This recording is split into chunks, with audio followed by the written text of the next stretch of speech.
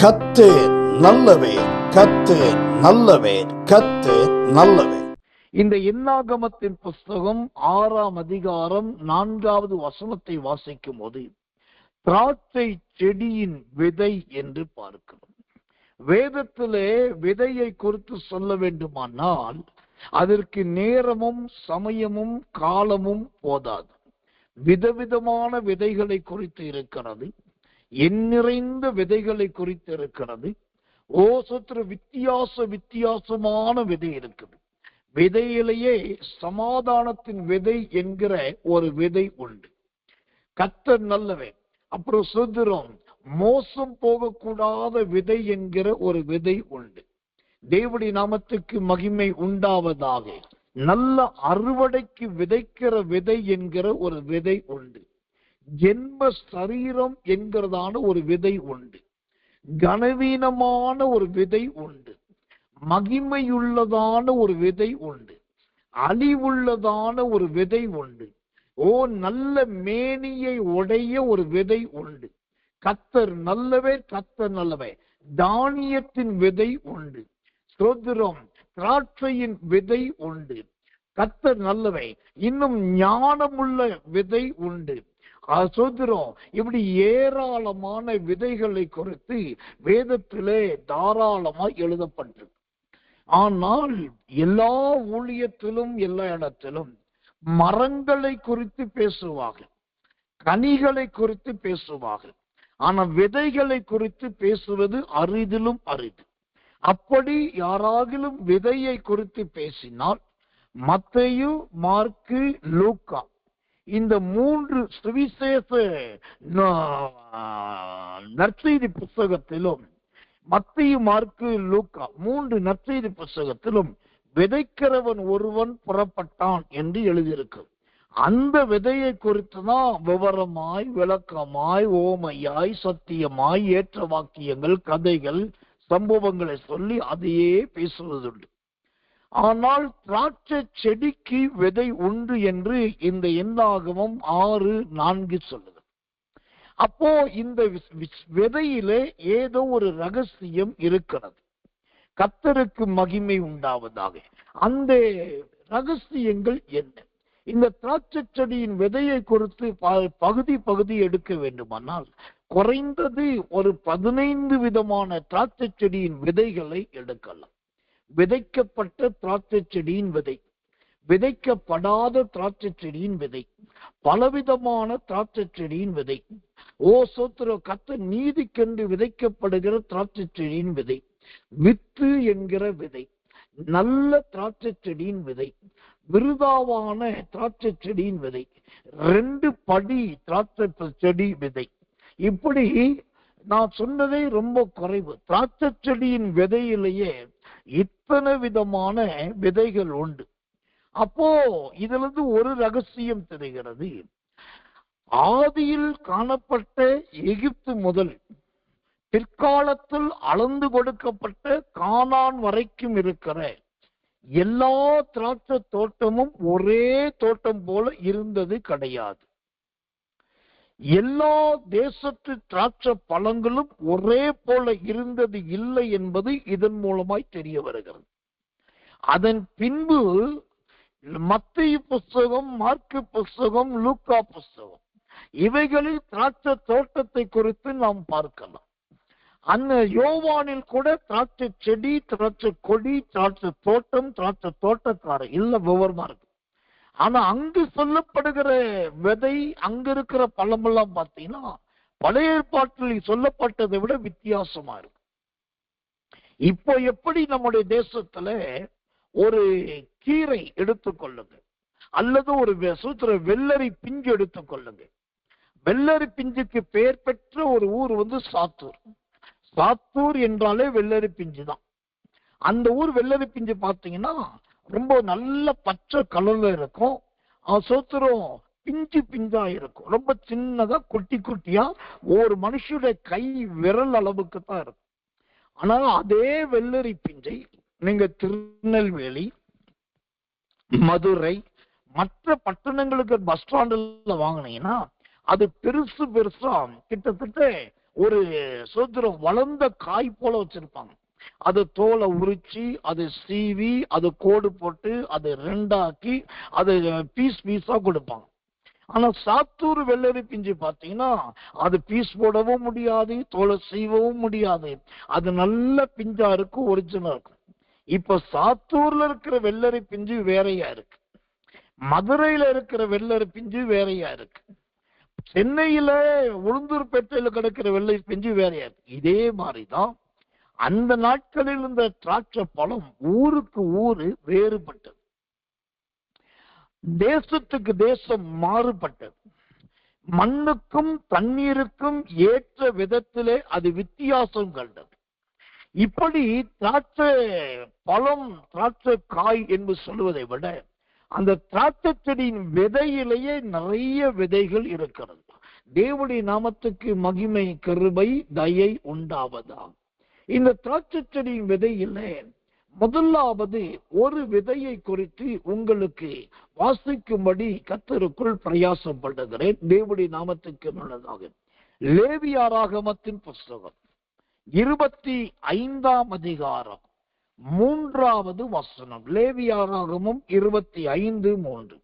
6 வருஷம் உன் வயலை விதைத்து உன் திராட்சை தோட்டத்தை கிளை கழித்து அதன் பலனை சேர்ப்பாயாக. 6 வருஷம் உன் வயலை விதைத்து. இங்கு ஒரு வயலில் விதைக்கிறதை பார்க்கிறோம். எதை விதைக்கிறார்கள்? அது திராட்சை தோட்டத்திலே விதைக்கிறார்கள். அப்படியானால் இங்கு நல்ல ஒரு விதையை பார்க்கிறோம். இந்த விதை என்ன விதைனா விதைக்கப்பட்ட ஒரு விதை. கர்த்தருடைய நாமத்துக்கு மகிமை உண்டாவதாக. விதைக்கப்பட்ட ஒரு விதை. எனக்கன்பான தேவ பிள்ளைகளே, இந்த விதைக்கப்பட்ட ஒரு அனுபவம் என்பது சாதாரணமானது கிடையாது. நிறைய இடங்கள்ல விதைகள் இருக்கும், அது அலமாரியில இருக்கும், அது சில இடத்துல குளுமையில போட்டு மூடி வச்சிருவாங்க, சில இடத்துல கட்டி வச்சிருவாங்க, சில இடத்துல டப்பால போட்டு பத்திரமா வச்சிருவாங்க. அப்போ அது அப்படியே இருக்கும், அது விதைக்கப்படவே விதைக்கப்படாது. ஓ கர்த்தர் நல்லவன். ஆனா இங்க முதலாவது ஒரு விதையை பார்க்கிறோம். இது விதைக்கப்பட்ட திராட்சை செடியின் விதை. அந்த விதைக்கப்பட்டது என்றால் என்ன? அது எதை குறிக்கிறது? 1 கொரிந்தியர் புஸ்தகம் 15ஆம் அதிகாரம் 43வது வசனம். 1 கொரிந்தியர் 15:43. கனவீனம் உள்ளதாய் விதைக்கப்படும், மகிமை உள்ளதாய் எழுந்திருக்கும். பலவீனம் உள்ளதாய் விதைக்கப்படும், பலமுள்ளதாய் எழுந்திருக்கும். அல்லேலூயா. இந்த கையில் இருக்கிற விதை, விதைக்கப்பட போகிற விதையை குறித்து முதலாவது 2 பேரை பார்க்கிறோம். ஒன்று கனவீனம் உள்ளது, 2வது பலவீனம் உள்ளது. கனவீனம் உள்ளதும் பலவீனம் உள்ளதும் தான் இந்த ஓசுத்திரம் விதையின் முதல் தன்மை. கனவீனம் உள்ளது என்றால் என்ன? பலவீனம் ஒன்று உள்ளது என்றால் என்ன? கனவீனம் என்று சொன்னாலே அது எல்லாராலும் மதிக்கப்படக்கூடியது கிடையாது.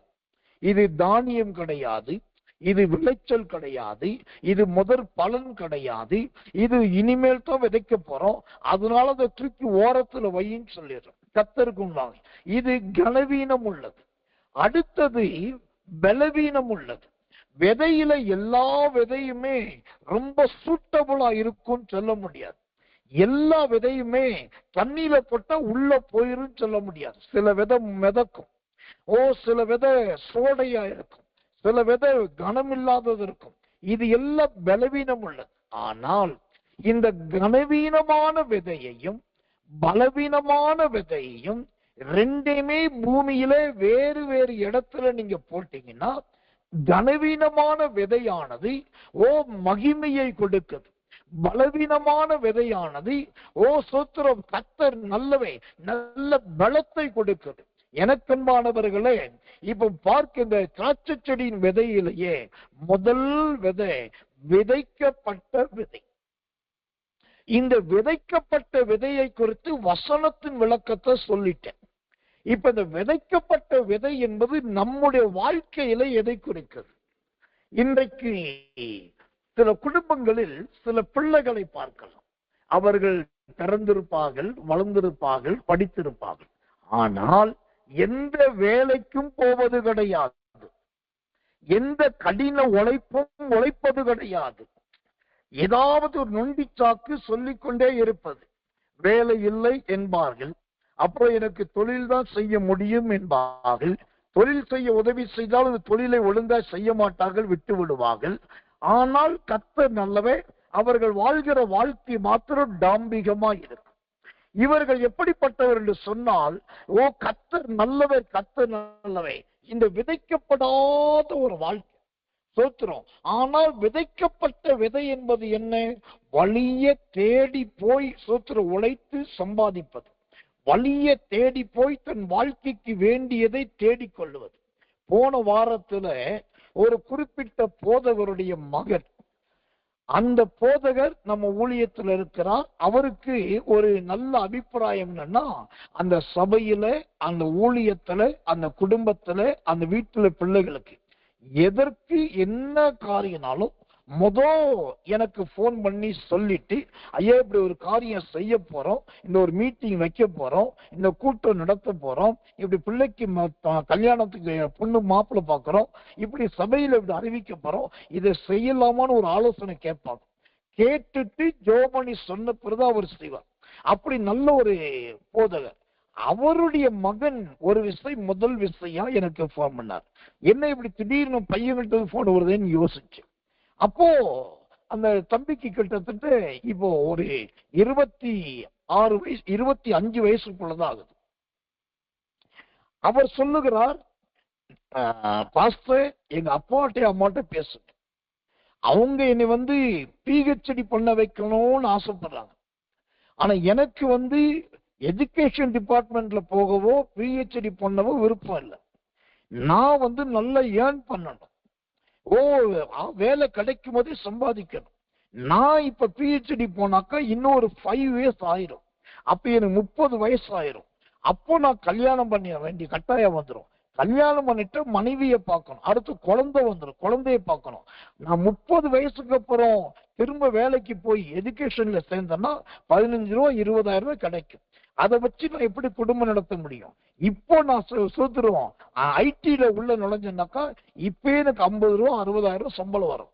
இன்னும் 5 வருஷம் கழிச்சு 1 வருஷம் 1.5 லட்சம் சம்பளம் வரும். அதை வச்சு நான் குடும்பத்தை நல்லா நடத்திடுவேன். இதுவரைக்கும் கஷ்டப்பட்ட தாயும் தகப்பனையும் பார்த்துக்குவேன். ஆனா இவங்களுக்கு புரியலைன்னு சொல்லி நீங்க சொல்லுங்க, உங்கள்கிட்ட கேட்க சொன்னாங்க, நீங்க சொன்னா கேட்பாங்களா சொல்லி என்கிட்ட சொல்லிடுவோம் ரெக்கமெண்டேஷனுக்காக என்கிட்ட வந்தார். அப்போ அந்த வாலிப தம்பி பேசின பேச்சை கேட்டு ஒரு கணம் நான் பிரமித்தும் போனேன், ஆச்சரியப்பட்டும் போனேன். ஒரு சின்ன வயசு, ஒரு 25 வயசுக்கு உள்ளதான் ஆகுது. ஆனா இப்பயே பாருங்க, அந்த சோத்திரம் அடுத்து ஒரு வேலை, அந்த வேலை என்ன வேலையில சேரணும், அதுல இப்போ எவ்வளவு சம்பளம் கிடைக்கும், அப்புறம் எவ்வளவு சம்பளம் கிடைக்கும், இதுக்கப்புறம் படிச்ச எத்தனை வருஷம் ஆகும், அந்த வருஷத்துக்கு அப்புறம் வரக்கூடிய வருமானம் எந்த அளவுக்கு கம்மியா இருக்கும், குடும்பத்தை எப்படி நடத்த முடியும் சொல்லி இப்பயே ஒரு திட்டமிட்ட ஒரு வாழ்க்கை. அந்த தம்பி பேசின பேச்சுக்கள் சொன்ன காரியங்களை கேட்டு நான் ரொம்ப ஆச்சரியப்பட்டு அந்த தம்பி ரொம்ப வாழ்த்து எல்லாம் சொல்லிட்டு அதுக்கப்புறம் ஒரு தாய் தகப்பனை கூப்பிட்டு நான் ஆலோசனை கொடுத்தேன். இப்படி செய்யுங்க இப்படி செய்யுங்க சொல்லி ஜெபித்து சில ஆலோசனைகளும் வசனங்களும் சொன்னேன். ஏன் சொல்றேன்னா, இங்க திராட்சை செடியின் விதையை பார்க்கிறோம். இது திராட்சை செடியின் விதைன்றதுனால கலனில போட்டு வைக்கப்படல, அது பரணில தூக்கி வைக்கப்படல. இந்த விதை விதைக்கப்பட்டிருக்கு. கர்த்தர் நல்லவன். அப்போ ஒரு தேவ ஜனத்துக்கு நல்ல ஒரு உழைக்கிற உழைப்பு கண்டிப்பாய் தேவை. ஓடி பிரயாசப்படுகிற பிரயாசம் கண்டிப்பா தேவை. பைபிள்ல இருக்கிற பெரிய தேவ மனிதர்களை பாருங்களேன். உதாரணத்துக்கு ஆபிரகாம், அவர் முத ஆண்டவரை அறிந்தது முதல் பிரயாணம் பிரயாணம் பிரயாணம் பிரயாணம் பிரயாணத்துலதான் அதை ஓடிக்கிட்டே இருந்தார். அதையும் பத்தாதுன்னு கத்த சொல்லிட்டார், வலது புறத்துல இடது புறத்துல எம்மட்டும் அம்மட்டும் தெரியிட்டார். அப்ப அங்கேயும் ஓட வேண்டியது. அவருடைய மகன் ஈசாக்க பாருங்க, அங்க வயலை வாங்குறது, இங்க நிலத்தை வாங்குறது, ரகபோத்தும் பேர் வைக்கிறது, அப்புறம் கிணறு வெட்டுறது, துறவு வெட்டுறது, உடனே அங்க வேலை செய்யறது, அங்க வேலையாட்களை வச்சு குழி தோன்றது, வேலை பார்த்துக்கிட்டே இருந்தார். தாவீது எடுத்துக்கொள்ளுங்க, சோத்திரம் காட்டுக்கு ஓடுறாரு, மேட்டுக்கு ஓடுறாரு, சோத்திரம் மலைக்கு ஓடுறாரு, வனாந்திரத்துக்கு ஓடுறாரு, அரண்மனைக்கு வர்றாரு, வீட்டுக்கு போறாரு, ஒரே ஓட்டம் நடையுமா இருக்கு. இவர்கள் எல்லாமே விதைக்கப்பட்ட விதைகள். இந்த வழியில வந்தவர் தான் நம்முடைய ஆண்டவராக இயேசு கிறிஸ்து. அவர் ஒரு விதைக்கப்பட்ட விதை. அவர் என்னைக்கு வனாந்தரத்திலே உபவாசித்து முடித்து ஊழியத்துக்கு காலெடுத்து வைத்தாரோ, அதன் பின்பு சிலுவையில ஜீவன் விடுகிற வரைக்கும் அவர் ஓடிக்கொண்டே இருந்தார். அதுக்கப்புறம் மரித்து உயிர்த்தெழுந்த பின்பும் கூட 500க்கும் அதிகமானவர்களுக்கு தன்னை காண்பித்துக் கொண்டே இருந்தார். இவர்கள் எல்லாமே விதைக்கப்பட்ட விதைகள். கால் மேல கால் போட்டு சாப்பிடுகிறவர்கள் கிடையாது. சும்மா உட்கார்ந்து கொண்டு கர்த்தரனை போஷிப்பார் என்று சொல்லுவது கிடையாது. ஓ கர்த்தர் நல்லவர், கர்த்தர் நல்லவன், என்னை தேடி வேலைக்கு வந்தாக்கா நான் வேலைக்கு போறேன்னு சொல்றவர்கள் கிடையாது. ஓ சொத்துறோம். இது இன்றைக்கு இருக்கிற இளைஞர்களுக்கு இந்த சத்தியம் தெரியணும். இன்றைக்கு இருக்கிற வாலிபர்களுக்கு தெரியணும். ஓ நாம் முதலாவது விதைக்கப்பட்ட விதையா இருக்கணும். இங்க பைபிள் சொல்லுதே, அந்த லேவியராகும் 24ஆம் அதிகாரம் 6ஆம் வசனம் சொல்லுகிறது, ஓ கர்த்தர் நல்லவர், கர்த்தர் நல்லவர். அந்த விதை தேவ மன்னிக்கணும். என்னாகமம் 6ஆம் அதிகாரம் 4ஆம் வசனம் சொல்லுது, அது விதை என்றுதான் சொல்லப்பட்டிருக்கு. விதைகள் கூட அங்க சொல்லப்படல. ஆனா விதைக்கப்பட்ட அந்த விதை இப்ப என்னவா மாறிடுச்சு அப்படின்னாக்கா, அது சொல்றது அழகான ஒரு தோட்டமாய் மாறுகிறது. நல்ல ஒரு தோட்டமாய் மாறுகிறது. அந்த வசனம் சொல்லுது பாருங்க, திராட்சை செடி விதை முதல் தோல் வரையில் உள்ளவைகளினால் என்று பார்க்கிறோம். அப்ப விதைக்கிறது ஒரே ஒரு விதை. அந்த ஒரு விதை அப்படியே விதைக்க போகும்போது அது அப்படியே மாறி அடுத்த விதை விழுந்து, அடுத்த விதை விழுந்து, அடுத்த விதை விழுந்து, அது அப்படியே ஒரு தோட்டமாகி அந்த தோட்டத்திலே பூ பூத்து, அந்த தோட்டத்திலே காய் காய்த்து, அந்த தோட்டத்திலே கனி கொடுத்து, அது எல்லாருக்கும் பிரயோஜனமாய் மாறிவிடுது. கர்த்தர் நல்லவன். அப்போ இந்த திராட்சை செடியின் விதை என்பது முதலாவது விதைக்கப்படுகிற அனுபவம். அது தன்னையே அர்ப்பணிக்கிறதை குறிக்கிறது. ஓ கடினமாய் உழைக்கிற உழைப்பை குறிக்கிறது. தேவனுடைய நாமத்துக்கு மகிமையும் கிருபையும் தயவும் உண்டாவதாக. இரண்டாவதாக, இந்த திராட்சை செடியின் விதையிலே ஓ சோத்திரம் இன்னொரு விதையை உங்களுக்கு காண்பிக்கும்படி கர்த்தருக்குள் பிரயாசப்படுகிறேன். நாகும் தீர்க்கதரிசனத்தின் புஸ்தகம். நாகும் தீர்க்கதரிசனத்தின் புஸ்தகம் 1ஆம் அதிகாரம். கர்த்தர் நல்லவே, கர்த்தர் நல்லவன். 14வது வசனம். நாகும் 1:14 வாசிக்கிறேன். ஜெபத்தோடு கவனிங்கள். அங்கு ஒரு வித்தியாசமான விதையை குறித்து பார்க்கலாம். உன்னை குறித்து கர்த்தர் கட்டளை கொடுத்திருக்கிறார். இனி உன் பேருக்கு வித்து விதைக்கப்படுவதில்லை. உன் தேவர்களின் கோவிலில் இருக்கிற வெட்டப்பட்ட விக்கிரகத்தையும் வார்க்கப்பட்ட விக்கிரகத்தையும் நான் நிர்மூலம் பண்ணுவேன். நீ கனவீனன் ஆனபடியால் அதை உனக்கு பிரேத குழி ஆக்குவேன். இந்த நாகும் புஸ்தகம் 1ஆம் அதிகாரம் 14ஆம் வசனத்தை வாசிக்கும் போது இங்கு 2வது ஒரு விதையை பார்க்கிறோம். இந்த விதைக்கு பேர் வித்து என்கிறதான விதை. வித்து. இந்த வித்து என்கிற விதை, ஓ கர்த்தர் நல்லவே, கர்த்தர் நல்லவே. விதையிலேயே விதை. வித்து என்றால் என்ன? இந்த வித்து என்பது எதை குறிக்கிறது? ஓ எனக்கன்பானவர்களே, இந்த வித்து என்பது ஆழமாய் போடப்படுகிற ஒரு உயிர் அணுவுக்கு இணையானது. ஒரு உயிர் அணுவுக்கு இணையானது. கர்த்தருடைய நாமத்துக்கு மகிமை உண்டாவதாக. அப்படியானால் இந்த வித்து என்கிற விதையை குறித்த ஒரு வித்தியாசமான வசனங்களை வாசிக்கிறேன். ஓ ஜெபத்தோடு கவனிங்கள். என்னாகமத்தின் புஸ்தகம் 24ஆம் அதிகாரம் 7வது வசனம். என்னாகமம் 24:7. அவர்களுடைய நீர்ச்சால்களிலிருந்து தண்ணீர் பாயும். அவர்கள் வித்து திரளான தண்ணீர்களில் பரவும். அவர்களின் வித்து திரளான தண்ணீர்களில் பரவும். இந்த வித்து என்பது எதை குறிக்கிறது தெரியுமா? நல்ல உயிருள்ள ஒரு விதையை குறிக்கும். அதாவது கர்த்தர் நல்ல ஒரு பொறுக்கி எடுக்கப்பட்ட ஒரு விதை, விசேஷமாய் தேர்ந்தெடுக்கப்பட்ட ஒரு விதை. இந்த வித்து விதை என்பதை குறித்து இன்னும் நான் வெளிப்படையா சொல்லணும்னாக்கா, அவள் வித்துக்கும் உன் வித்துக்கும் என்று வேதம் சொல்லுகிறது. அந்த வித்து என்பதே மனிதர்களுக்குள் காணப்படுகிறதான ஒரு உயிர் அணு, விந்து அணு. இந்த விந்து அணுவுக்கு ஒப்பானதான் வித்து. அப்ப திராட்சை செடியின் விதையில கூட இந்த வித்து என்கிறதான ஒரு விதை உண்டு. இந்த வித்து என்கிற விதை எப்படிப்பட்டது தெரியுமா? என்னாகமம் 24:7 சொல்லுகிறது, அது தண்ணீர்களின் மேல் பரவக்கூடியது.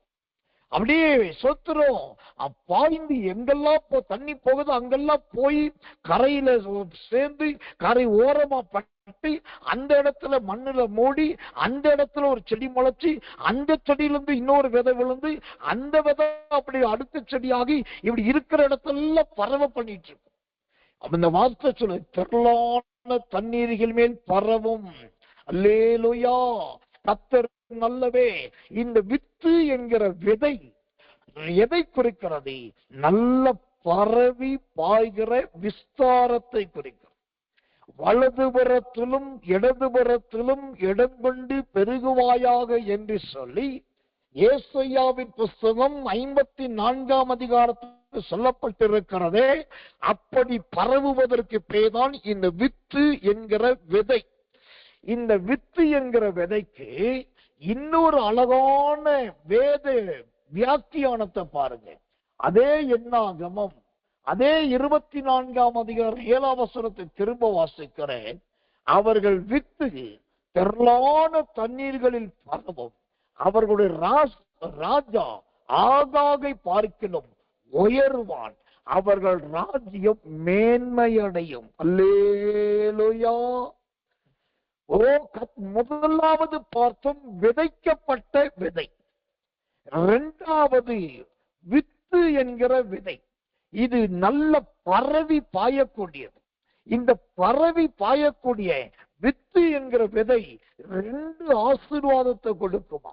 என்ன ஆசீர்வாதம்? அந்த வசனம் சொல்லுது, ஒன்று அவன் உயருவான், இரண்டாவது அவர் ராஜ்யம் மேன்மையடையும். அல்லேலூயா. எனக்கன்பானவர்களே, உங்க சபையிலே நீங்க ஒரு சின்ன விதையா இருக்கீங்களா?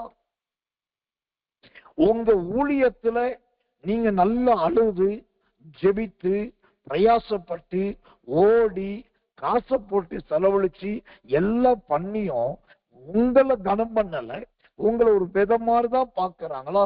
கவலையே பண்ணாதீங்க. உங்களுக்கு தான் கர்த்தருடைய வார்த்தையை சொல்றேன். அந்த மறைந்திருந்து ஊழியம் செய்றீங்கல்ல, நிறைய பிரயாசப்பட்டுட்டு எந்த கனமும் கிடைக்காம சாதாரணமா இருக்கிறீங்கல்ல, உங்களுக்கு தான் இந்த என்னாகமத்தின் புஸ்தகம் 24 அதிகாரம் 7 கற்றுக் கொடுக்கிறார். என் மகளே, நீ என்னுடைய வித்து என்கிற விதையா இருக்கிறாய், ஆதலால் இனி நீ உயருகிறவளாயிருப்பாய், இனி நீ மேன்மை அடைகிறவளாயிருப்பாய். டெபோரால் எழும்புகிற வரைக்கும் கிராமங்கள் பாழாய் போயின. அங்க பாராக் என்கிற பராக்கிரமசாலி உண்டு. அவன் யுத்த வீரன், காரிய சமர்த்தன், நல்ல போர் வீரன். அவனுக்கு சகல வெற்றி கலைகள் தெரியும். என்னதான் சொத்துற பாராக் இருந்தாலும் அங்கு கர்த்தர் நல்லவே, கர்த்தர் நல்லவே. இந்த தொபரால் எழும்ப வேண்டுமே, அந்த தொபராலோடு கர்த்தருடைய கரம் இருந்ததே. அவன் வித்து என்கிற விதை எல்லா இடத்திலும் பரவினதே. சாதாரண கர்த்தர் நல்லவே ஒரு மரத்துக்கு கீழே இருந்த அந்த தொபரால் இப்பொழுது உயர்கிறவளாய் மாறிவிட்டால், இப்பொழுது அவள் கர்த்தர் ராஜ்யபாரத்தை ஸ்தாபிக்க ஆரம்பித்து விட்டால், அவள் சொல்லிவிட்டால் ஜெயம் உன்னுடையது கிடையாது எங்களுடையது என்று சொல்லி ராஜ்யபாரத்தை தனக்குரியதாய் மாற்றிவிட்டாலே. இந்த தேவன் தான் சொல்லுகிறார், உன்னுடைய விதையை நான் வித்து என்கிற விதையாய் வைத்திருக்கிறேன். நீ ஒரு உயிர் கொடுக்கிற விதை, நீ ஒரு உயிருள்ள விதை, நீ பிறப்பிக்கிற விதை, நீ முளைக்க பண்ணுகிற விதை. உன்னிலிருந்து சந்ததிகளை முளைக்க பண்ணுவேன், உன்னிலிருந்து வம்சங்களை முளைக்க பண்ணுவேன், உன்னிலிருந்து தலைமுறைகளை முளைக்க பண்ணுவேன், உன்னிலிருந்து குமாரரையும் குமாரத்திகளை முளைக்க பண்ணுவேன், உன்னிலிருந்து ஊழியத்தை முளைக்க பண்ணுவேன், உன்னிலிருந்து விசுவாச ஜனத்தை முளைக்க பண்ணுவேன். நீ ஒரு வித்து. ஓ கர்த்தர் நல்லவை. ஏவாளுக்குள் வைக்கப்பட்டது வித்து, திராட்சை செடியின் விதைக்குள் வைக்கப்பட்ட வித்து. உங்களுக்குள் கர்த்தர் வைக்கிறார். நீங்கள் உயரவும் ராஜ்ய பாரத்தை நிலைநிறுத்தி மேன்மை அடையவும் கர்த்தர் உங்களுக்கு உதவி செய்ய போகிறார். இது ஒரு பெரிய பாக்கியம். இது மிகப்பெரிய ஒரு ஸ்லாக்கியம். இது கர்த்தருடைய வார்த்தை அல்லவா? இந்த வார்த்தை ஒரு நாளும் கீழே விழாதே, அது அப்படியே நடக்கும். இந்த வித்துக்கு வேதம் கொடுக்கிற பெயர் என்ன தெரியுமா? ஆரம்பத்துல இது திராட்சை செடியின் வித்து, இரண்டாவது தண்ணீர் மேல் இது பரவுகிற வித்து. ஆனால் இந்த ரெண்டு பெயரை தவிர இந்த வித்து என்கிற விதைக்கு இன்னொரு பெயர் இருக்குது. என்ன பெயர்? கர்த்தர் நல்லவர். எஸ்ராவின் புஸ்தகம் 9ஆம் அதிகாரம் 2வது வசனம். எஸ்ரா 9:2. எப்படி என்றால், அவர்களுடைய குமாரத்திகளிலே தங்களுக்கும் தங்கள் குமாரருக்கும் பெண்களை கொண்டார்கள். இப்படியே பரிசுத்த வித்து தேசங்களின் ஜனங்களோட கலந்து போயிட்டு, இந்த வித்துக்கு வேதம் கொடுக்கிற பெயர் பரிசுத்த வித்து. அல்லேலூயா. உங்களுடைய பரிசுத்தத்தை பலர் கேள்வி கேட்கலாம், உங்க பரிசுத்தத்தை பலர் சந்தேகப்படலாம், உங்க பரிசுத்தத்தை குறித்து சிலர் நையாண்டி பண்ணி தான் பரிசுத்தவான் மாதிரி தன்னை காண்பித்துக்கலாம். அவர்கள் எதையும் செய்யட்டும், நீங்கள் மனம் தொய்ந்து போகாதீர்கள். உங்களுக்கு கர்த்தர் வைத்திருக்கிற பெயர் என்ன? நீங்கள் பரிசுத்த வித்து.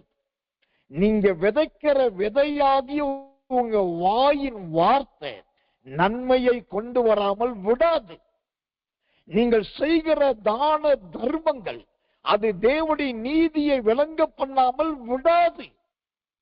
கர்த்தர் உங்களை திராட்சை செடியின் வித்தாய் மாத்திரமல்ல, பரவி பாய்கிற வித்தாய் மாத்திரமல்ல, இந்த ராத்திரி வேளையில் நல்ல ஒரு பரிசுத்த வித்தாய் கர்த்தர் மாற்றுகிறார். நல்ல ஒரு பரிசுத்த வித்தாய் கர்த்தர் உங்களை மாற்றி அது எல்லாருக்கும் ஒரு சாட்சியாய் நிரூபிக்க போகிறார். பரிசுத்த வித்து என்றால் என்ன அர்த்தம் தெரியுமா? அவர்கள் தேவனுடைய ராஜ்யத்துக்குரியவர்கள். ஆம், பரிசுத்தமாக்கப்பட்டவர்களே வாருங்கள் என்று வேதம் சொல்லுகிறது. அப்போ உங்களை பரிசுத்த வித்தாய் தேவன் மாற்றி இருக்கிறார் என்று சொன்னால், அந்த தேவனுடைய ராஜ்யத்துக்கு பாத்திரவானாய் பாத்திரவதியாய் கர்த்தர் உங்களை மாற்றி இருக்கிறார் என்று அர்த்தம். கர்த்தர் நல்லவர், கர்த்தர் நல்லவர், கர்த்தர் நல்லவர். முதலாவது பார்த்தோம் விதைக்கப்பட்ட திராட்சை செடியின் விதை. இரண்டாவது பார்த்தோம் வித்து என்கிறதான திராட்சை செடியின் விதை. மூன்றாவதாக இன்னொரு விதையை குறித்து உங்களுக்கு சொல்லும்படி கர்த்தருக்குள் பிரயாசப்படுகிறேன். கர்த்தர் நல்லவர், கர்த்தர் நல்லவர். அந்த மூன்றாவது விதை என்ன? ஓசியாவின் புஸ்தகம் 10ஆம் அதிகாரம் 2வது வசனம். ஓசியா 10ஆம் அதிகாரம் 2வது வசனத்தை வாசிக்கிறேன். கர்த்தர் நல்லவர், கர்த்தர் நல்லவர். ஜெபத்தோடு கவனிங்கள். ஓசியாவின் புஸ்தகம் 10ஆம் அதிகாரம் 12வது வசனம். ஓசியா 10:12.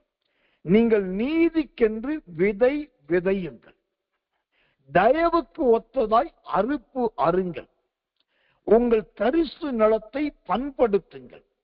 கர்த்தர் வந்து உங்கள் மேல் நீதியை வருஷிக்க பண்ணு மட்டும் அவரை தேட காலமாயிருக்கிறது. ஆமென். இங்கு மூன்றாவதாக ஒரு விதையை பார்க்கிறோம். இந்த விதைக்கு பெயர் நீதியின் விதை. நீதியின் விதை. நீங்கள் நீதிக்கென்று விதையை விதையுங்கள். அப்போ இங்கு சொல்லப்படுகிற மூன்றாவது விதை நீதியின் விதை. எனக்கன்பான தேவ பிள்ளைகளே, நீதியின் விதை என்றால் என்ன? கர்த்தர் நல்லவே, கர்த்தர் நல்லவே, கர்த்தர் நல்லவே. அந்த நீதிக்கென்று ஒரு விதை விதைக்கணும் பைபிள் சொல்லுதே. அந்த நீதிக்கென்று விதைக்கப்படுகிற விதை என்பது என்ன? அது எதை காண்பிக்கிறதா இருக்கிறது? அப்போஸ்தலர் நடபடிகளின் புஸ்தகம் 13ஆம் அதிகாரம் 10வது வசனம். அப்போஸ்தலர் 13:10. எல்லா கபடமும் எல்லா பொல்லாங்கும் நிறைந்தவனே, பிசாசின் மகனே, நீதிக்கெல்லாம் பகைஞனே, கர்த்தருடைய செம்மையான வழியை புரட்டுவதில் ஓய மாட்டாயோ? அல்லேலூயா. விதையிலேயே விதை, மூன்றாவது விதை நீதியின் விதை, நீதிக்கென்று விதை. ஒரு காலத்துல இந்த நீதியின் விதை என்பது எப்படி இருந்தது என்று சொன்னால், ஓசியா 10:12 படி அது தயவுள்ளதாய் இருந்தது, அறுக்கக்கூடியதாய் இருந்தது, தரிசு நிலத்துக்கு ஏற்றதாய் இருந்தது, நல்ல பண்படுத்தக்கூடியதாய் இருந்தது, வருஷந்தோறும் தானியத்தை வருஷிக்க பண்ணக்கூடியதாய் இருந்தது. இது ஒரு காலம்.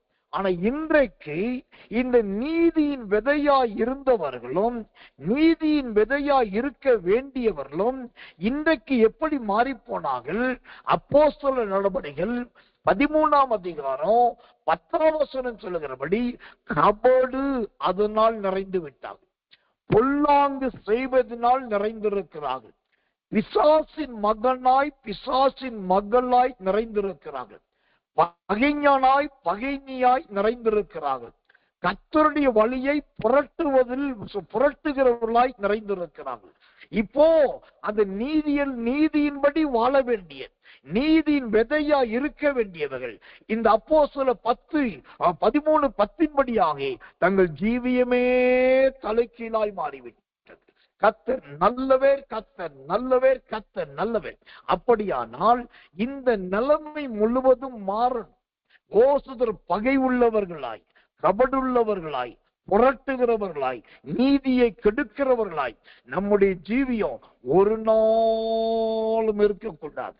அதற்கு பதிலாக, ஓ கர்த்தர் நல்லவே, நம்முடைய விதை நீதியின் விதை என்று சொன்னால் அது எப்படிப்பட்ட விதையா இருக்கும்?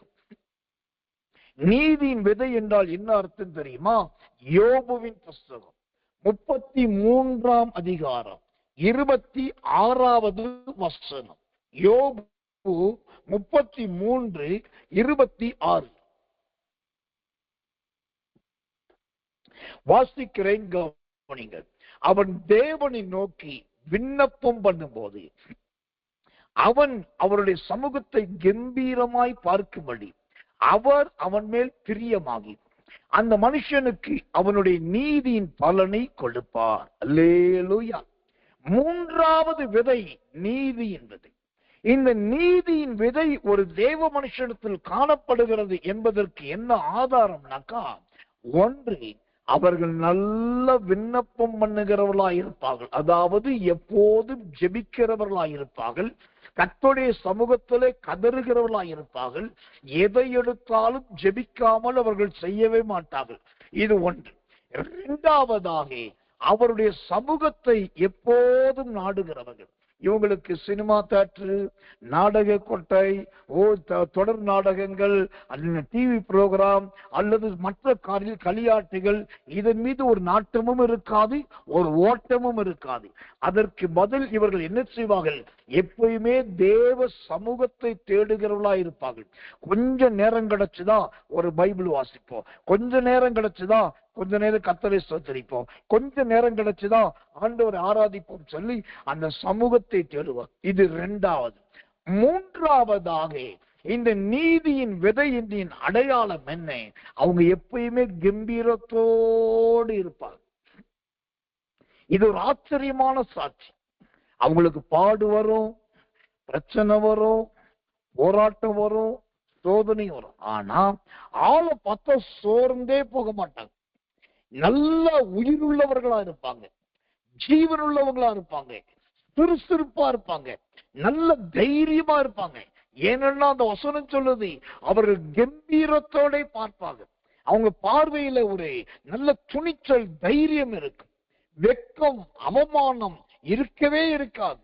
ஏனென்று சொன்னால் இவர்கள் நீதியின் விதைக்கு ஒப்பானவர்கள்.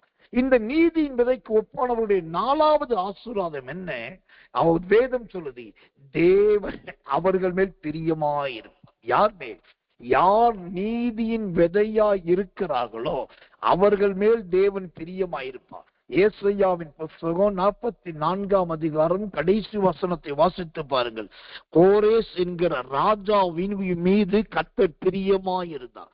ஏனென்றால் கோரேஸ் கர்த்தருக்கு பிரியமானது எல்லாம் பாபிலோனில் செய்கிறவனாயிருந்தான். அதனால கர்த்தர் அவன் மேல் பிரியமாயிருந்தான்.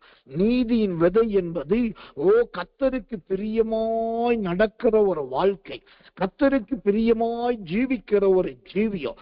கடைசி அந்த வசனம் சொல்லுகிறது, கர்த்தர் நல்லவன், அந்த மனுஷனுக்கு நீதியின் பலனை கொடுப்பார். எனக்கு அன்பான தெய்வ பிள்ளைகளே, உங்களுடைய விதை இந்த நீதியின் விதையா இருக்கிறதா பாருங்க. கர்த்தர் நல்லவன், அந்த நன்மையின் ஜெயத்தை சுதந்திரிக்கிறவர்களா இருக்கிறீர்களா என்று பாருங்க. உங்களுடைய தனிப்பட்ட வாழ்க்கையில இந்த நீதியின் விதையாகிய நல்ல விண்ணப்பம் பண்ணுகிற பழக்கம் இருக்குதா? அவருடைய சமூகத்தை தேடுகிற பழக்கம் இருக்குதா? எந்த நெருக்கத்துக்கு மத்தியில கம்பீரத்தோட இருக்க முடியுதா? தேவன் உங்கள் மீது பிரியமாய் இருக்கிறாரா? அவர் கொடுக்கிற பலனை உங்களால் பெற்றுக்கொள்ள முடிகிறதா என்று பாருங்கள். இதெல்லாம் இருந்தால் நீங்கள் நீதியின் விதையை விதைக்கிறவர்களா இருக்கிறீர்கள். அல்லேலூயா. கர்த்தர் நல்லவே, கர்த்தர் நல்லவே, கர்த்தர் நல்லவே. எனக்கன்பான தேவ பிள்ளைகளே, இந்த தேவ சத்தியத்தின்படி நான் விரும்புகிறது என்னன்னா, நீங்களும் நாமும் நம்முடைய சந்ததியும் நீதிமானின் சந்ததியாய் மாற வேண்டும், நீதிமானின் தலைமுறையாய் மாற வேண்டும், நீதிமானின் வம்சமாய் மாற வேண்டும். அதைத்தான் கர்த்தர் விரும்புகிறார், அதைத்தான் கர்த்தர் எதிர்பார்க்கிறார், கர்த்தர் அதைத்தான் கொடுக்கவும் ஆசைப்படுகிறார். இந்த கர்த்தருடைய மகிமை உங்க வாழ்க்கையில ஆமென்றும் ஆமேன் என்றும் இருப்பதாக. ஏசாயாவின் புஸ்தகம் 61 அதிகாரம் 11வது வசனத்தை வாசிக்கிறேன் பாருங்கள். ஏசாயா 61:11 இவ்விதமாய் சொல்லுகிறது, கர்த்தர் நல்லவர், கர்த்தர் நல்லவர். பூமி தன் பூண்டுகளை விதைப்பது போலவும், தோட்டம் தன்னில் விதைக்கப்பட்டவைகளை முளைப்பிப்பது போலவும், கர்த்தராகிய ஆண்டவர் எல்லா ஜாதிகளுக்கும் முன்பாக நீதியையும் துதியையும் முளைக்க பண்ணுவார். அல்லேலூயா. நீதியையும் துதியையும் முளைக்க பண்ணுவார். இன்னைக்கு நிறைய வீட்டுல கண்ட பாட்டு கேட்கறது, கண்ட காட்சி காண்றது, கண்ட பொழுதுபோக்கு இடம் கொடுக்கறதுனால இந்த தேவனுடைய பாடல் சத்தம் வீடுகள்ல கிடையாது. நல்ல ராத்திரில துதிக்கிற சத்தம் இல்லை. ஆனா கர்த்தருடைய ஊழியக்காரனாகினா பரிசுத்தாவின் அபிஷேகத்தில் நிரம்பி சொல்றேன், இன்று முதல் இந்த ஏசாயா 60:11 படியாக நீதியின் துதியை உங்க வீட்டிலே கர்த்தர் எழும்ப பண்ணுகிறார். நீதியின் துதியை உங்க வாழ்க்கையில கர்த்தர் முளைக்க பண்ணுகிறார். இனி எப்போதும் துதிப்பது, எப்போது ஸ்தோத்தரிப்பது, எப்போது கர்த்தரை உயர்த்துவது, எப்போதும் ஆராதிக்கிறதானே அந்த நீதியின் துதி ஆமென்றும் ஆமேன் என்றும் உண்டாகும். கர்த்தர் நல்லவே, கர்த்தர் நல்லவே, கர்த்தர் நல்லவே. இது தேவனால் கொடுக்கப்படுகிற ஒரு கிருபையுள்ள வாக்குத்தத்த வசனம். கர்த்தருடைய நாமத்துக்கு மகிமையும் கிருபையும் தயவும் உண்டாவதாக. கர்த்தர் நல்லவே, கர்த்தர் நல்லவே, கர்த்தர் நல்லவே. அடுத்ததாக இன்னொரு விதையை குறித்து தேவனுக்கென்று சொல்கிறோம் நாம் பார்க்க போகிறோம். தேவனுடைய நாமத்துக்கு மகிமை உண்டாவதாக. மூன்றாவதாக இன்னொரு விதை, எரேமியாவின் புஸ்தகம் 35 அதிகாரம் 9வது வசனம். எரேமியா 35:9 வாசிக்கிறேன். ஜெபத்தோடு கவனியுங்கள். கர்த்தர் நல்லவே, கர்த்தர் நல்லவே, கர்த்தர் நல்லவே.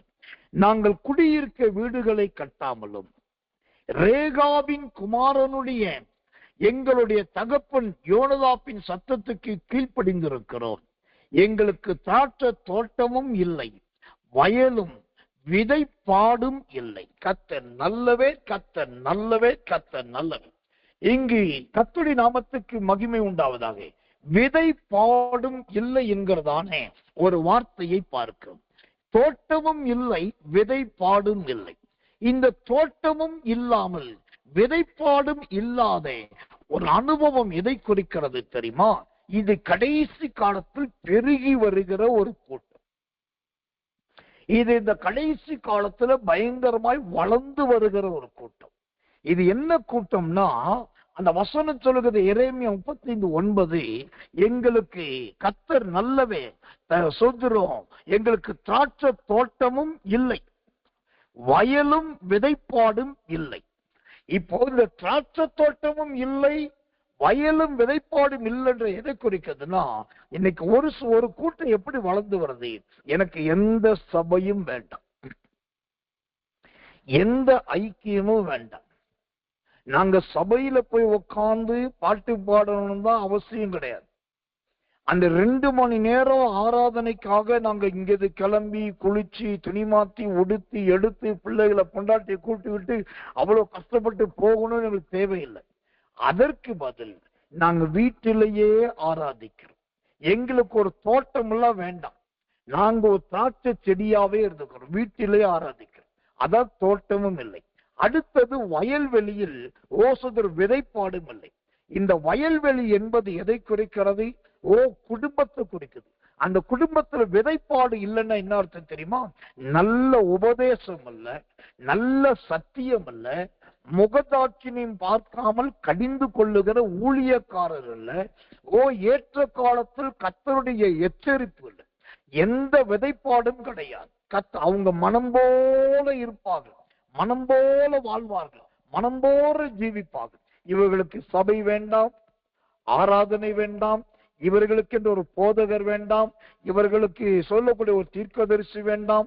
இவர்கள் செய்வதல்ல என்ன, நாங்க குடும்பமா ஜெபிப்போம், நாங்க குடும்பம் வேதத்தை வாசிப்போம், எங்களுக்கு பைபிள் இருக்கு, பைபிள்ல இருந்து கர்த்தர் பேசுவாரு, இல்லாட்டி என் பொண்டாட்டி ஒரு தீர்க்கதரிசி, என் மனைவி மூலமே கர்த்தர் பேசுவாரு, அதுல இருந்து நாங்க தெரிஞ்சுக்குவோம் சொல்லி இந்த வயல்வெளியே எப்படி இருக்குது, காஞ்சி போயிருக்குது. தோட்டமா இருக்க வேண்டிய வாழ்க்கை வயலா போய் வயலா இருக்க வேண்டிய வாழ்க்கை விதைப்பாடு இல்லாம போயிடுச்சு. இப்ப அந்த எரேமியாவின் புஸ்தகம் 35ஆம் அதிகாரம் 9ஆம் வசனத்தை பாருங்க. முதலாவது எப்படி இருக்குது, அங்கு திராட்சை தோட்டம், 2வது வயல், 3வது விதை. இப்ப பைபிள் சொல்லுது திராட்சை தோட்டம் இல்லாம போயிடுச்சு, அடுத்தது வயலும் இல்லாம போயிடுச்சு, இப்ப விதையும் இல்லை. என்னைக்கு தோட்டமாகிய ஐக்கியத்தை இழக்கிறீங்களோ, என்னைக்கு தோட்டமாகிய சபையே சங்கத்தை இழக்கிறீங்களோ, என்னைக்கு தேவ ஜனங்க கூடி ஆராதிக்கிறத வெறுக்கிறீங்களோ விடுறீங்களோ, அன்னைக்கே உங்க வயலுங்கிற வீடு தரிசு நிலமா மாறிடும். அன்னைக்கே உங்க வயல் என்கிற வீடு விதைப்பு இல்லாததா மாறிடும். அன்னைக்கே வயல் என்கிற உங்க வீடு நல்ல தயவு தாட்சியம் இல்லாததா, மழை பெய்யாதே கட்டாந்தரையா மாறிடும். அடுத்தங்க என்னது, விதை என்பது என்ன, பிள்ளைகள். அந்த பிள்ளைகள் கூட சத்தியத்துல வளராது, அந்த பிள்ளைகள் கூட உபதேசத்துல வளராது. என்ன கடிந்து கொள்ள ஆசாரியன் இல்லை, எச்சரித்து சொல்ல போதகன் இல்லை, நன்மையானது சொல்ல மெய்ப்பன் இல்லை. ஒருத்தருடைய நன்மையை ஒருத்தர் பார்க்க ஐக்கியம் இல்லை, ஒருத்தர் சொல்றதை கேட்க ஒரு தோட்டம் இல்லை. இது எதுவுமே இல்லாததுனால இங்க தோட்டமும் காலி, வயலும் காலி, விதைப்பாடும் காலி. எனக்கு அன்பானவர்களே, இன்னைக்கு நிறைய பேருடைய விதை இப்படிதான் அடுத்து விதைப்பதற்கு பிரயோஜனம் இல்லாத ஒரு விதையா இருக்கு, பயனற்ற ஒரு விதையா இருக்கு. ஒரு வீட்டுல ஒரு அம்மா, அவங்க ஒரு டீச்சர், அவங்க ஸ்கூலுக்கு போறாங்க, ஆசிரியர் பணி பண்றாங்க, கத்துறாங்க, சத்தம் போடுறாங்க. அங்க ஒரு கிளாஸுக்கு குறைஞ்சது 40 முதல் 50 பிள்ளைங்க. அந்த மாதிரி ஒரு நாளைக்கு 4 to 5 கிளாஸ் எடுக்கிறாங்க. அப்போ ஒரு நாளைக்கு 200 முதல் 250 பிள்ளைகள். இதுல என்ன வேதனைன்னா, இந்த ஒரு அம்மா டீச்சரா இருக்கவங்க ஒரு ஸ்கூலுக்கு போய் 5 கிளாஸ் எடுத்து 250 பிள்ளைகளுக்கு பாடம் சொல்லி கொடுத்து, உட்காருன்னா உட்கார்றான், எந்திரினா எந்திரிக்கிறான், போனா போறான், அமைதியா இருன்னா இருறான், எழுதிட்டு வானா எழுதிட்டு வரான். இவங்க சொல்றதா செய்யறாங்க. இவங்க சொல்ற வார்த்தை கேட்டு 250 பிள்ளைகளோட வாழ்க்கை மாறுது. ஆனா இந்த அம்மாவுக்கு ஒரு பையன் வீட்டுல இருக்கிறான். இந்த பையன் என்ன பண்றான்? இது எதுவுமே கிடையாது.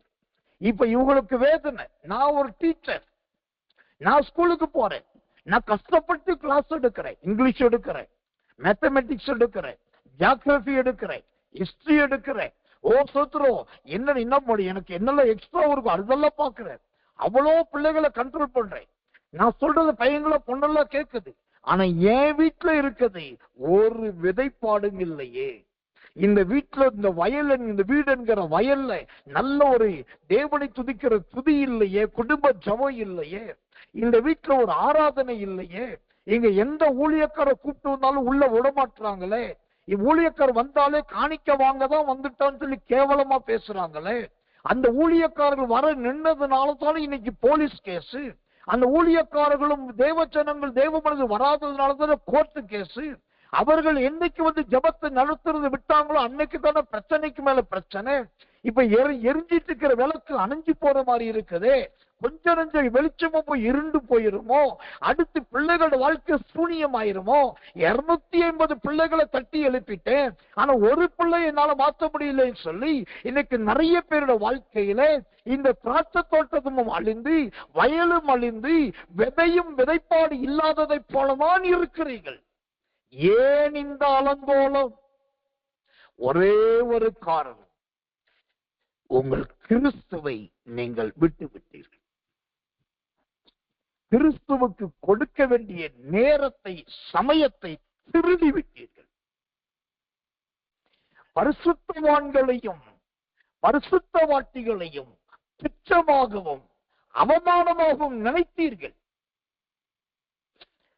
சொல்லப்படுகிற தீர்க்க தரிசனங்கள் எல்லாமே திருட்டு தீர்க்க தரிசனம் தான் என்கிற முடிவுக்கு வந்து விட்டீர்கள். எல்லா பிரசங்கியார்களும் தனக்கு ஆதாயத்துக்காக மட்டுமே பிரசங்கிக்கிறார்கள் என்கிற மார்க்கு போட்டு விட்டீர்கள்.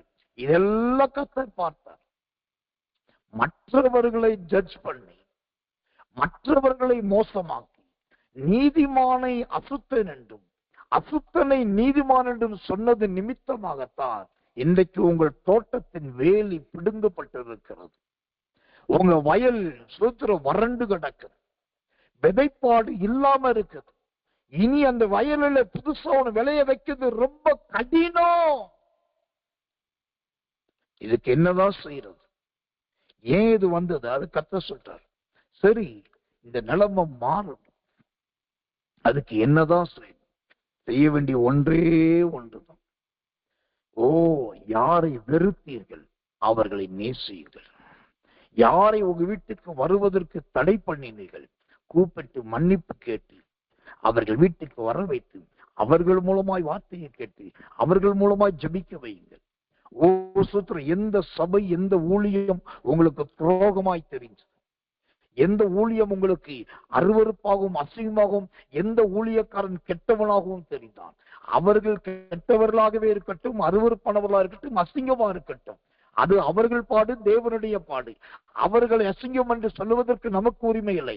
அந்த யாரை அப்படி நினைத்தீர்களோ அந்த தேவ மனுஷனையும் அந்த தேவ ஐக்கியத்தை தேடுங்கள், அவர்களிடத்தில் ஒப்புரவாகுங்கள்.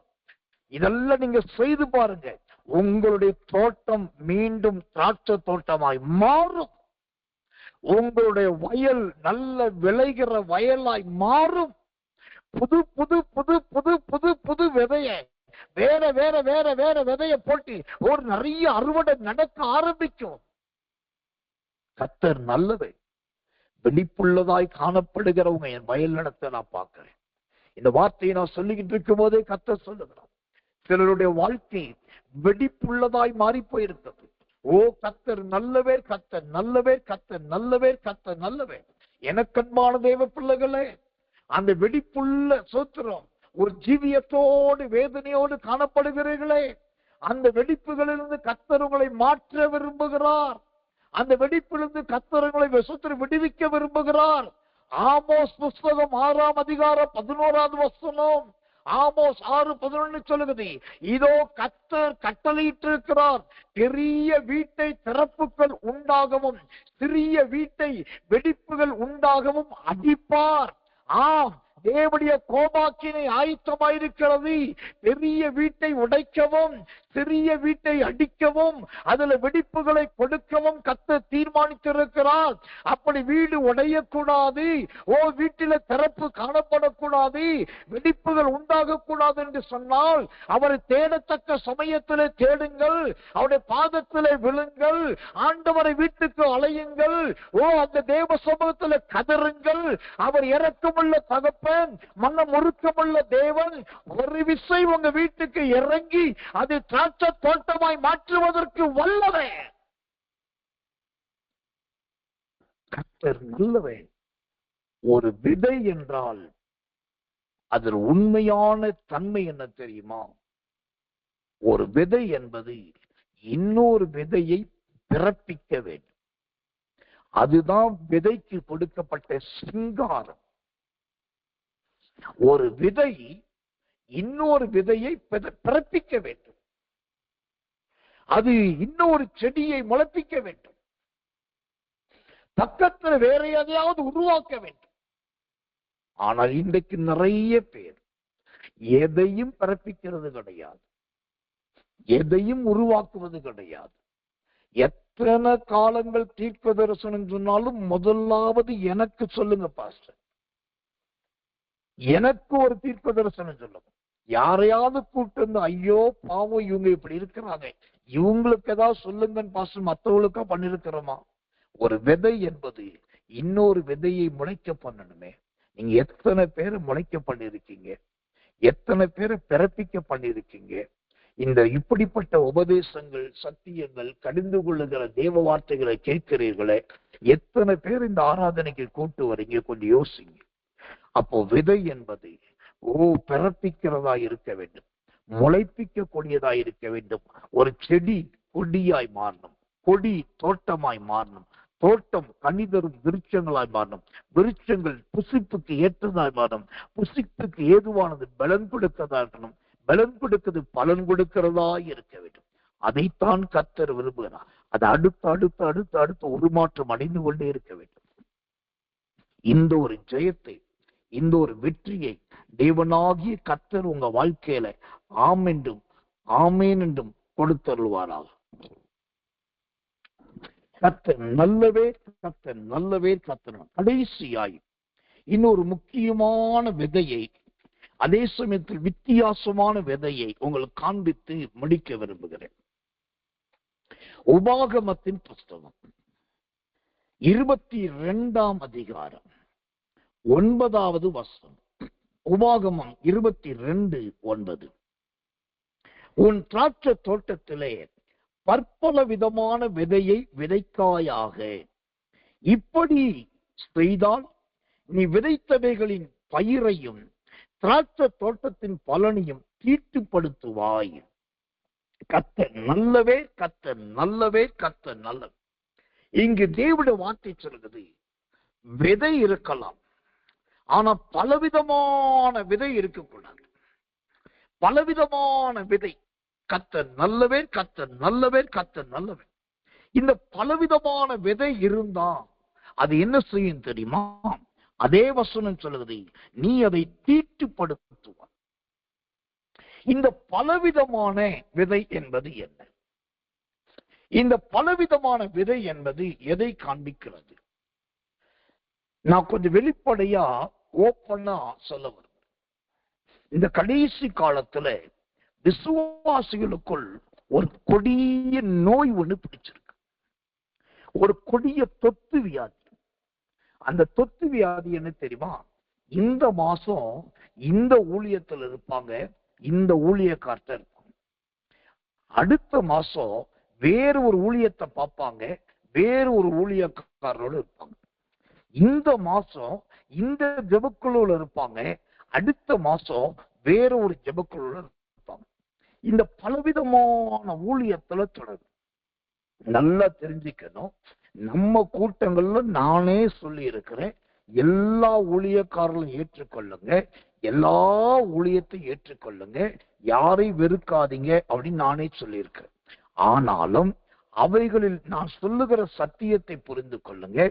எல்லாரையும் ஏற்றுக்கொள்ளுவது என்பது வேறு, மற்ற அந்த எல்லாரோடும் போய் ஐக்கியம் வைப்பது என்பது வேறு. ஒரு ஊழியக்காரர் திடீர்னு வீட்டுக்கு வந்துட்டாரு, நன்மைக்கோ தீமைக்கோ வந்துட்டார். அவருக்கு வெறுக்காம ஒரு தண்ணியை கொடுத்து, ஒரு காப்பியை கொடுத்து, ஒரு 100 ரூபாய் காணிக்கை கொடுத்து அனுப்புறது சந்தோஷம். இல்லாட்டி அவங்க என்னன்னு கேட்டு விசாரிச்சு பேசி ஜோம் பண்ணி அவங்க அனுப்பி வைக்கிறது நல்லது. அது ஒரு அன்பின் ஐக்கியம், அது நல்ல ஒரு அன்பின் கிரியை. ஆனால் நிறைய பேர் என்ன பண்ணாங்க, நிறைய ஊழியத்துல மெம்பர்ஷிப் ஆயிடுறாங்க. அங்கேயும் பேர் கொடுத்துறது, இங்கேயும் பேர் கொடுத்துறது. பாஸ்டர் உங்க வசனம், உங்க செய்தி வசனம் அப்படியே அப்படியே ஜூஸ் புளியிற மாதிரி புளியுது பாஸ்டர்ன்றது. அப்புறம் அங்க போறது, ஐயோ நீங்க ஜெபிக்கிற மாதிரி யாரும் ஜெபிக்கிறது இல்லை அப்படின்றது. இப்போ இது எல்லாம் பலவிதமான விதைகளை விதைக்க கூடாது அப்படின்னு பைபிள் சொல்லுது. ஓ சோத்திரம். இந்த பலவிதமான விதை விதைக்கிறது எங்க தெரியுமா? உங்க இருதயத்துலதான். உங்க இருதயத்துல கண்ட ஊழியம், கண்ட ஊழியக்காரு, கண்ட வார்த்தைகள், கண்ட தரிசனம் சொல்றவங்க எல்லாத்தையும் ஏற்றுக்கொள்ளாதீங்க. அப்படி ஏற்றுக்கொண்டால் அதுவே தேவனுடைய சந்நிதியிலே என்னவாய் மாறும்னா, அது கர்த்தருடைய பார்வையிலே தீட்டாக மாறும். இங்க ஒரு சத்தியத்தை ஓப்பனா சொல்றேன். இயேசு கிறிஸ்துவிட்ட அப்போஸ்தலர்கள் தான். அந்த அப்போஸ்தலர்கள் 12 பேர். மத்தேயு சுவிசேஷம் 10ஆம் அதிகாரத்தை நீங்க வாசிச்சு பார்த்தீங்கன்னா அந்த 12 அப்போஸ்தலர்கள் யார் யாருன்னு ஆரம்பத்திலே சொல்லிட்டு, இந்த 12 அப்போஸ்தலர்கள்ல 11 அப்போஸ்தலர்கள் நேரடியாய் இயேசுவினால் அழைக்கப்பட்டவர்கள். நல்லா தெரிஞ்சுங்க, இயேசுவினால் அழைக்கப்பட்டவர்கள், இயேசுவினால் தெரிந்து கொள்ளப்பட்டவர்கள், இயேசுவினால் தேவனுக்குள் வந்து ஊழியத்தை ஏற்றுக்கொண்டவர்கள். ஆனால் இந்த 12 பேர்ல ஒரே ஒரு அப்போஸ்தலன் தான் யூதாஸ்காரியத்து. இந்த யூதாஸ்காரியத்து இயேசுவின் அப்போஸ்தலன் கிடையவே கிடையாது. இவன் இயேசுவின் அப்போஸ்தலனாய் மாறுவதற்கு முன்பு யோவா ஸ்நானகனிடத்தில் யோவானுடைய சீசனாயிருந்தான். நல்லா கவனிக்கணும். யோவா ஸ்நானகனிடத்தில் யோவானுடைய சீசனாயிருந்தான். யோவானுடைய சீசனாயிருந்து அவனுக்கு பணிவிடை செய்யும்போதுதான் இந்த இயேசு யோர்தானுக்கு வருகிறார்.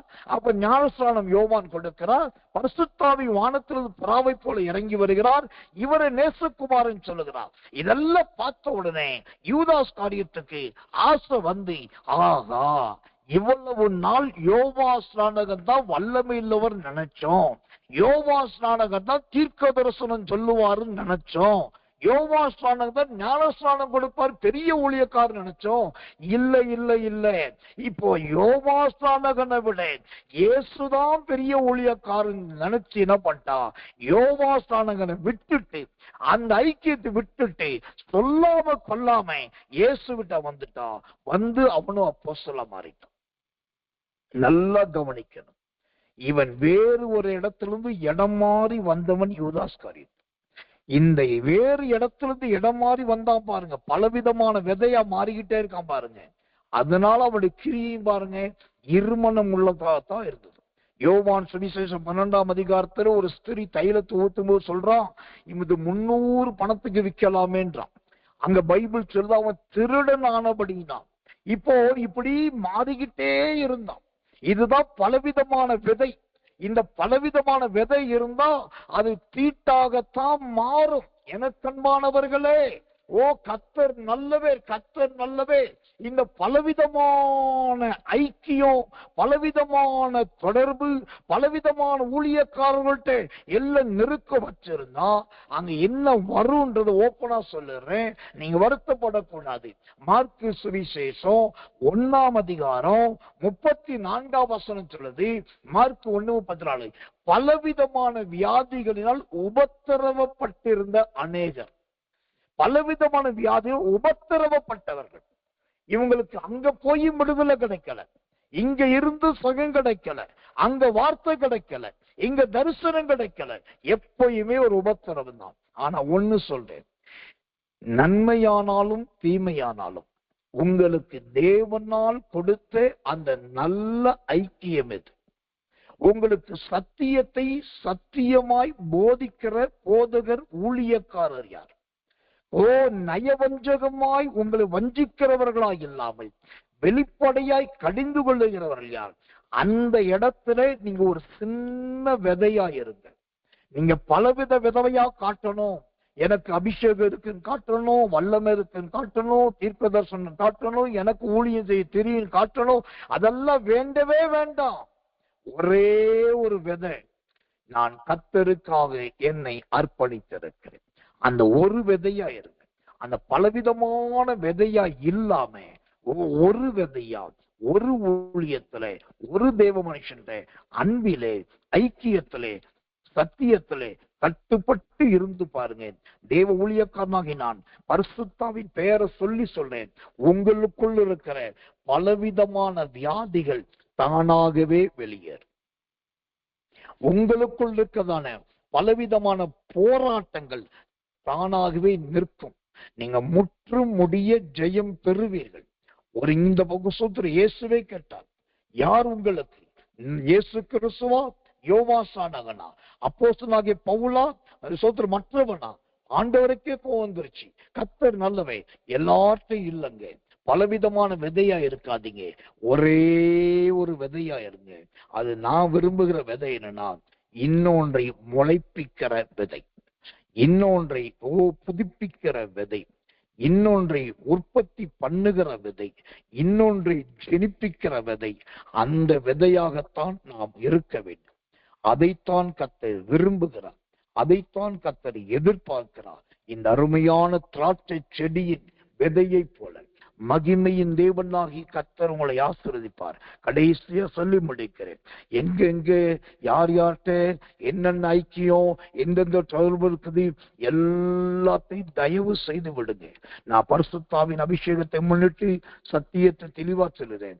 எந்த ஊழியக்காரர் மீதும் கோபம் கொண்டு நான் அதை சொல்லவில்லை. உங்க எல்லாருக்கும் தெரியும், எந்த ஊழியத்தையும் சுத்திரம் டிஸ்கரேஜ் பண்றது என் வேலையவே கிடையாது. ஆனா நீங்க வியாதியோட இருக்கீங்க, நீங்க நிறைய போராட்டத்தோட இருக்கீங்க, அதுல இருந்து ஜெயமே கிடைக்கல, உபவாசம் போடுறீங்க, வாய்ஸ் நோட் அனுப்புறீங்க, ஜெபம் பண்றீங்க, எதிர்பார்க்கறீங்க, ஆனா விடுதலை இல்லையே. அப்புறம் செத்த பாம்பாய் போய் வந்து என்ன பிரயோஜனம்? அப்ப நம்மை நாமே ஆராயணும் இல்ல. நம்மகிட்ட சுத்தி இருக்கிற எல்லா சோத்திர ஒளிவ தோப்பு இருக்கணும், திராட்சை தோப்பு இருக்கணும், சோத்திரம் மருதோண்டி செடி இருக்கணும், தேவதாரு விருட்சம் இருக்கணும். அப்படி இல்லையே.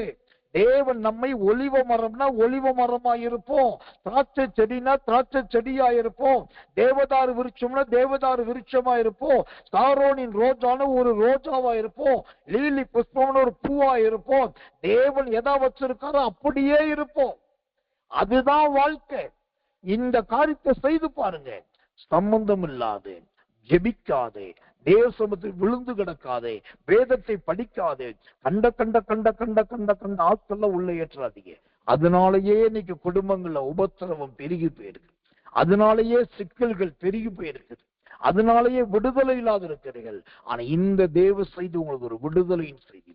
உங்களையே ஒரு திராட்சை செடியின் விதையாய் கர்த்தர் மாற்றி உங்க வீட்டிலிருந்து ஒரு செடியை முளைக்க பண்ணி அந்த செடியை கொடியா மாத்தி உங்க கண்ணுக்கு முன்னாடி அது பெரிய படர்ந்து பூ பூத்து விதை விதைத்து காய் காய்த்து பலன் கொடுக்கும் போது உங்க உள்ள எப்படி மகிழும், அப்படிப்பட்ட ஒரு தோட்டமாய் கர்த்தர் உங்களை மாற்றுவாராக என்று நான் உங்களை ஆசீர்வதிக்கிறேன். கண்களை மூடி ஒப்பு கொடுத்து எல்லாரும் கர்த்தரை ஸ்தோத்திரம் பண்ண போறோம். ஆண்டவரே, பலவிதமான திராட்சை செடி விதையாய் அல்ல, நீர் என்ன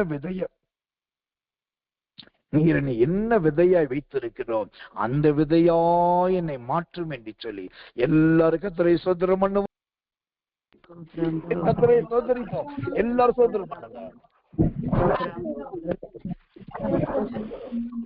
சோதரமையா சோதரமையா சோதரமையா சோதரமையா சோதரமையா சோதரிக்கிறோம் சோதரிக்கிறோம் சோதரிக்கிறோம் சோதரிக்கிறோம் சோதரிக்கிறோம் சோதரிக்கிறோம் சோதரிக்கிறோம் ரிகதட மல மல மல மல மல மல மல மல மல மல கடகர மல மல மல மல மல மல மல கட கட மல மல மல ஓ ரமல மல மல மல கட ரமல மல மல கட கட ரமல மல மல மல கட கட ரமல மல மல மல கட கட ரமல.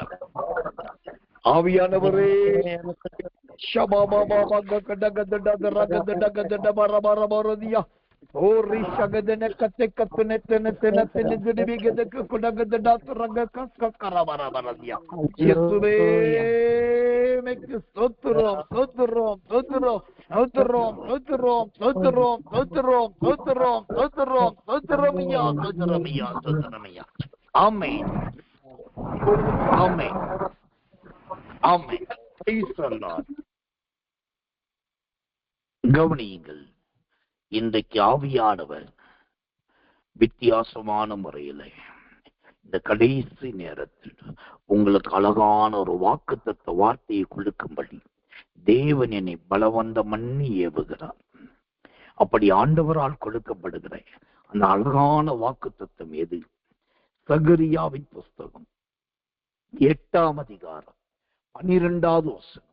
சகரியா 8:12 வாசிக்கிறேன்.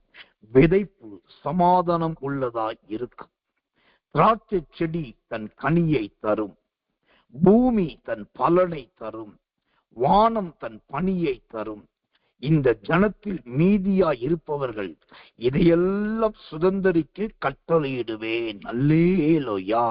1, விதைப்பு சமாதானம் உள்ளதா இருக்கும், திராட்சை செடி தன் கனியை தரும், 3வது பூமி தன் பலனை தரும், 4வது வானம் தன் பனியை தரும், 5வது ஜனத்தில் மீதியானவர்கள் இதெல்லாம் சுதந்தரிக்க கட்டளையிடுவேன். இந்த சகரியாவின் புஸ்தகம் 8ஆம் அதிகாரம் 12வது வசனத்தில் சொல்லப்பட்ட இந்த 5 பகுதிகளையும் 5 ஆசீர்வாதங்களையும் இன்றைக்கு இரவுக்கு ஜெபத்துக்கு வந்திருக்கிற உங்கள் ஒவ்வொரு குடும்பத்திலும் கர்த்தர் வாய்க்க பண்ண போகிறார். ஒவ்வொருத்தரும் வாழ்க்கையிலும் கர்த்தர் நிறைவேற்ற பண்ண போகிறார். இந்த அழகான தீர்க்க தரிசனமான கிருபையுள்ள வசனத்தை எடுத்துக் கொள்ளுங்கள். சகரியா 8:12 வைத்து இன்னைக்கு இரவு படுக்கும் போதே கை வைத்து ஸ்தோத்திரம் பண்ணிட்டு படுங்க. காலை எழுப்பும் போது இந்த வசனத்தை சொல்லி ஸ்தோத்திரம் பண்ணிட்டு எழுப்புங்க. இந்த வார்த்தை ஆம் என்றும் ஆமேன் என்றும் நடக்கும். நாம் ஜெபிப்போம். அன்புள்ள நல்ல பரமபிதாவே, நல்ல அருமையான இந்த சாயங்காலம் கடந்த ராத்திரி வேலைக்காக நன்றியோடு உம்மை துதிக்கிறோம், ஸ்தோத்திரிக்கிறோம். கர்த்தருடைய ஆவியானவரே, இந்த இரவுக்கு ஜெபத்தில் தேவனுடைய ஆவியானவர் எழுந்தருளி நல்ல வேத பாடத்தை கர்த்தர் கொடுத்து உன்னத பாட்டின் புஸ்தகம் 2ஆம் அதிகாரத்தை வாசிக்க செய்தீர், ஸ்தோத்திரம். சங்கீதம் 85ஆம் அதிகாரம் 1ஆம் வசனத்தை வைத்து யாக்கோபின் கூடாரத்தின் சிறையிருப்பை திருப்பினதை போல உங்கள் சிறையிருப்பை திருப்புவேன் என்று ஜெபிக்க வைத்தீர், அதற்காக ஸ்தோத்திரம். நல்ல அறிவிப்புகளை கொடுக்க வைத்தீர், அதற்காக ஸ்தோத்திரம். எல்லாவற்றை விட திராட்சை செடியின் விதை என்று கர்த்தருடைய ஆவியானவர் எங்களோடு இடைப்பட்டு என்னென்ன விதையா இருக்க வேண்டும், என்னென்ன விதையா இருக்க கூடாது என்பதை கர்த்தர் கற்றுக் கொடுத்ததற்காக ஸ்தோத்திரம். இந்த இரவில் உடைய பிள்ளைகளுக்கு நல்ல நித்திரை தாரும். சகரியா 8ஆம் அதிகாரம் 12வது வசனம் உடைய பிள்ளைகளுக்கு ஆம் என்றும் ஆமேன் என்று பலிப்பதாக நிறைவேறுவதாக. அதிகாலை போராட்ட ஜெபத்துல கலந்து கொண்டு நல்ல வசனங்களின் தீர்க்க தரிசனங்களை பெற்றுக்கொள்ள கர்த்தர் உதவி செய்யும். இயேசுவின் ரத்தம் ஜெயம். இயேசுவின் நாமத்தில் ஜெபிக்கிறோம் நல்ல பிதாவே. ஆமென், ஆமென், ஆமென்.